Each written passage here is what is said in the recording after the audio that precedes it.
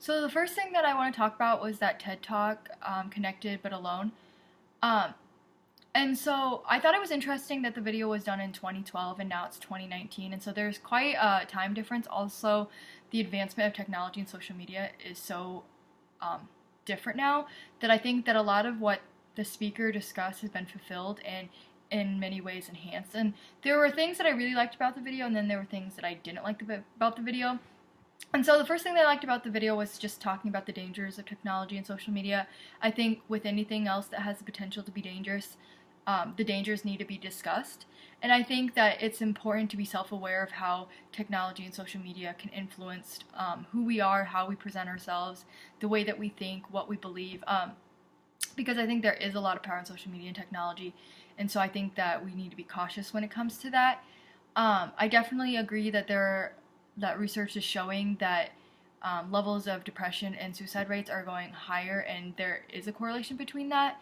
And so I think all of those factors are important in understanding the whole phenomenon around social media and technology. And I think that now that it's becoming more prevalent, that there needs to be more research performed to see the impacts, both positive and negative, of social media and technology.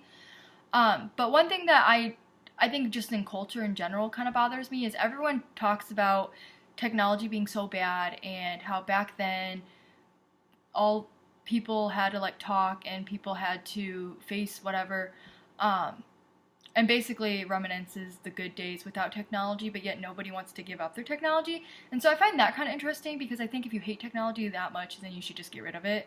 But no one seems to be getting rid of it. So I think that we need to find a way that we can use technology and social media for for positive benefits, and also learning how to manage in a healthy way the access of technology and social media. So I am actually taking a social media class here at Bethel, and one thing that we had to do was keep track of our social media usage and just how much of our phone percent is going to what app. And that was pretty eye-opening, and sometimes I'm actually disgusted with myself, because I'm whoa, I'm spending 6 hours on my phone. And so I think just being aware of where you're putting your energy, how much screen time you're spending, to help regulate those behaviors. And I think a lot of millennials and Generation Z get a lot of flack about the amount of time that they spend in front of the screen.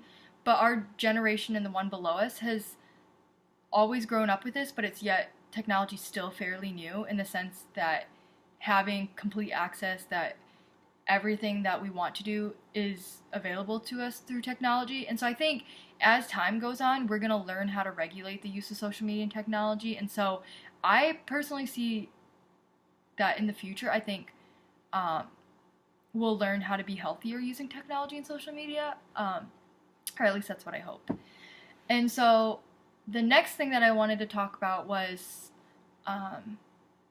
the story of the guy who is confused about being a farmer or a poet. And I actually resonated with that story, because not that I want to be a poet or anything, or a farmer, but that conflicting of what your family wants and then also what you want.